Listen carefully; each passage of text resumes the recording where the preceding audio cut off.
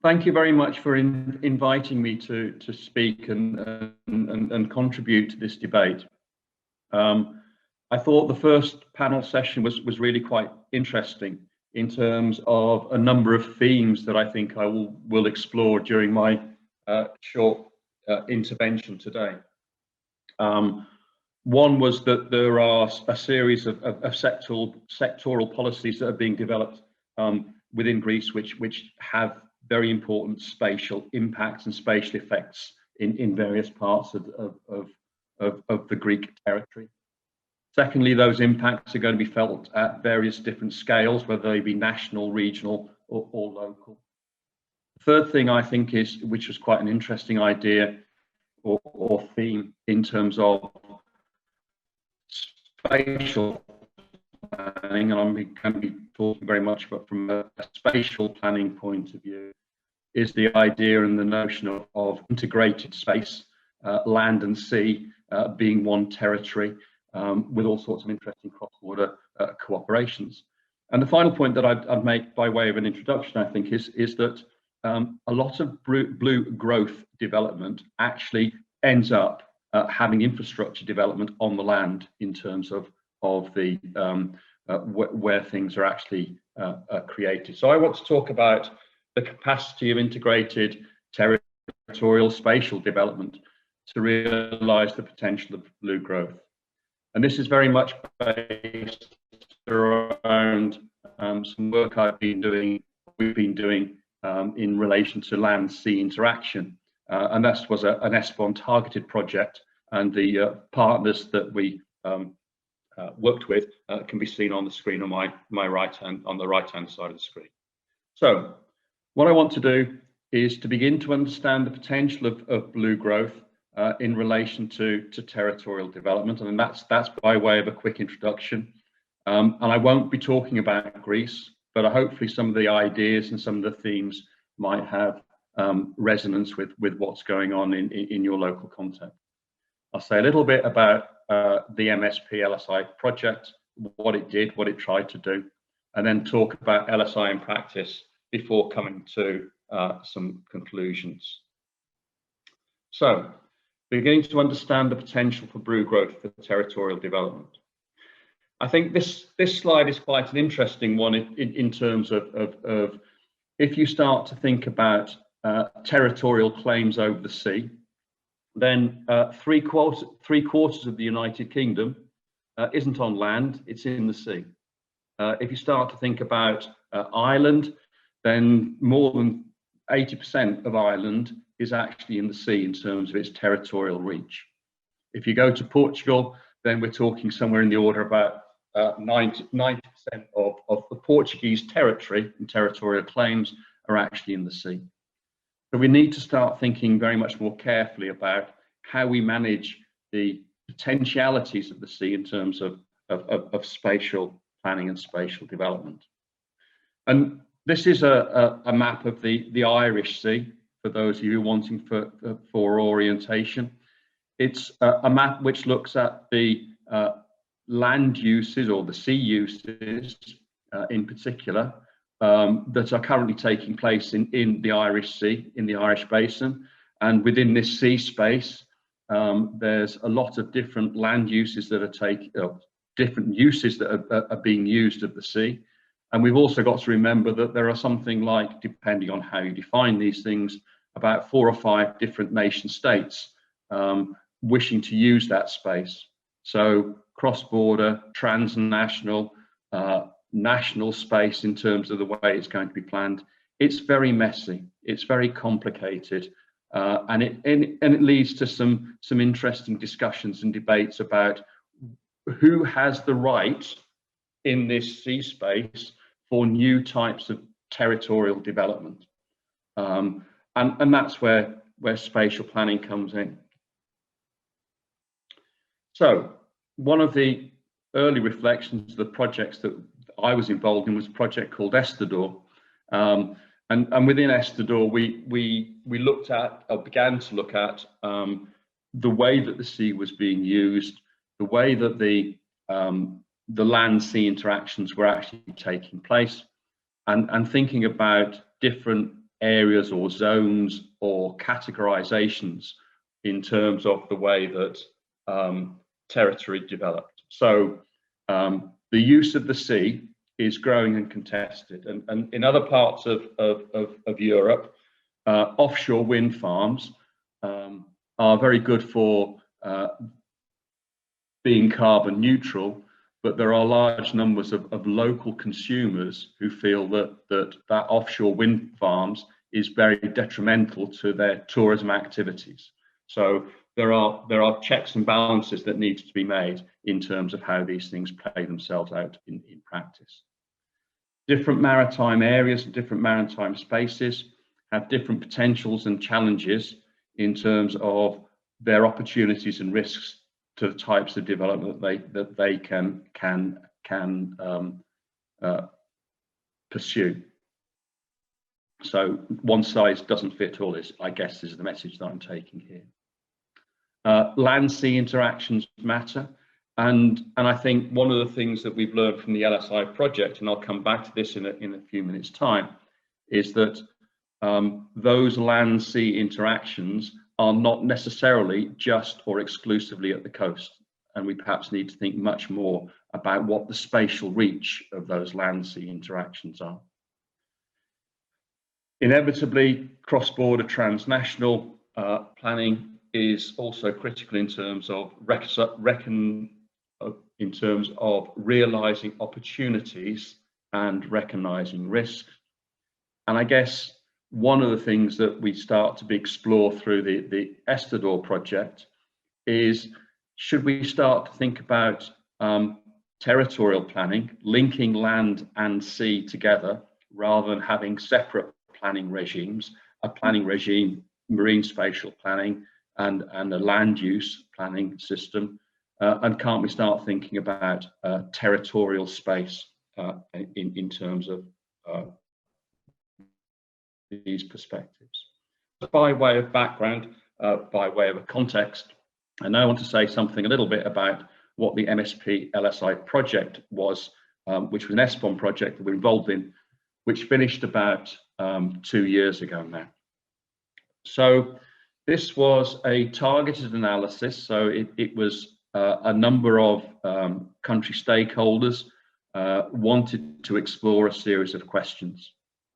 So they wanted to improve stakeholder planning processes through the coordinated, comparable and systematic acquisition analysis of marine and terrestrial land-based data and information at a whole variety of different scales. So we wanted to look at land-sea interactions. We wanted to establish the main impacts on land of key maritime activities and how territorial planning can consider them. And we wanted to derive learning from existing practice. And it won't surprise you to know that it's complicated, contested, and experience across Europe is very different. And I think my message to you is that you have to learn lessons from elsewhere, but adapt them to your own local context. And the idea was we produce guidelines for good territorial planning. And I guess one of the key things that was important for us was that we became increasingly aware that land and sea were being combined in planning and policy terms in a single territorial unit. So many countries, and I'll show you this a little bit later, are now joining together in one space, land and sea, terrestrial planning and marine spatial planning at a whole variety of different scales in a whole variety of different ways. And what we did in terms of looking at territorial spatial planning was we thought about, we defined a core area in the land, a core area in the sea, which was the focus. And we kind of looked at two things. That was a governance analysis. So who was having responsibility for making decisions about where development should occur, right? Now that could be in the way of plans, or it could be in the way of regulating development. At the same time, we recognized that that in itself was insufficient, and there were a whole set of other framework conditions that might be important in terms of whether development would actually occur or not.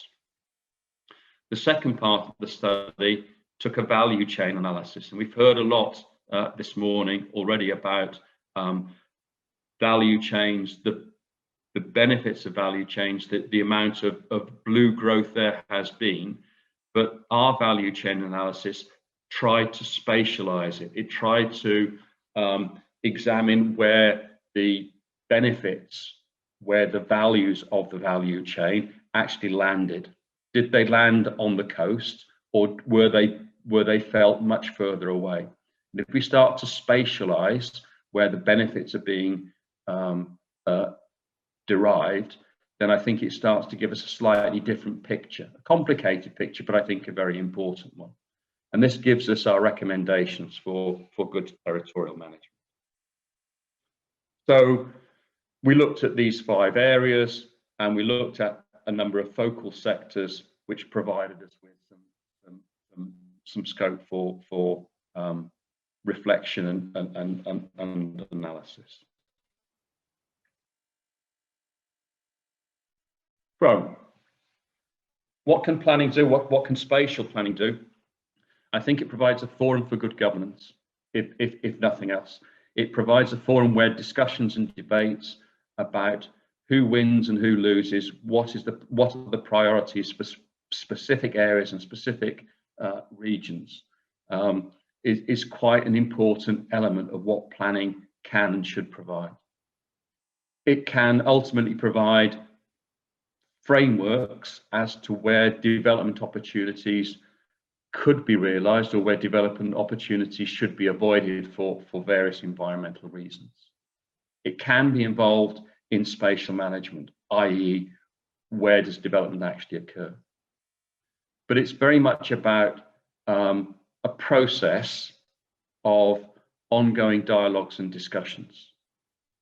I would also say it's about recognizing limits, and we need to understand that the spatial reach of maritime agendas often extends much further from the coast than perhaps we've otherwise realized, in a whole variety of different ways.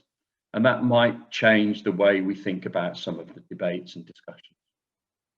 And I think the other thing to say from a marine spatial planning point of view is that most of the marine spatial planning activities actually end up taking place on the land, in terms of where the majority of development activities actually occur. So just to give you a few examples of some of the things that we looked at in terms of some of the sectors and some brief examples. So if we take cruise tourism is seen as being an important aspect of the blue growth agenda. Certainly pre-COVID, it was seen as being very important. But if you start to delve into blue tourism, and this is blue tourism in Croatia, and in parts of the Mediterranean, it's certainly true. Some of the big mass cruise tourism industries do not bring very much benefit to local communities, and in fact they provide many disbenefits. So, for example, they are wishing to close down or reduce the amount of cruise ships coming into Dubrovnik for no other reason than that is adversely affecting their local tourism trade, which actually adds more value to the local economy than cruise tourism, where the benefits go off to multinational corporations many places away. But if you start to look at cruise tourism within Croatia, there are many other forms of cruise tourism that are actually taking place. So looking at the spatial reach of various activities starts to question what is a particular benefit for your particular locality. Looking at Slovenian mariculture, one of the things that comes forward, and I don't want to dwell on this very much, is that actually most of the benefits of Slovenian mariculture actually extends into Austria and Italy, as most of the products get processed away from the coast and then exported to another area. So again, we're asking the questions about who's benefiting from the way that these things actually work and operate. Looking at offshore wind energy, and I could say quite a lot about offshore wind energy, and it's a nice, interesting topic of discussion.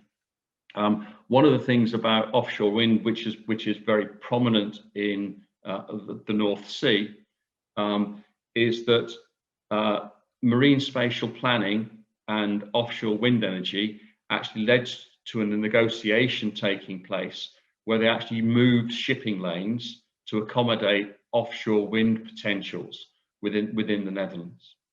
The other thing I would say about offshore wind is it's quite interesting to look at where are the benefits in terms of who's manufacturing the wind turbines, and often it's quite a long way away from the place of production.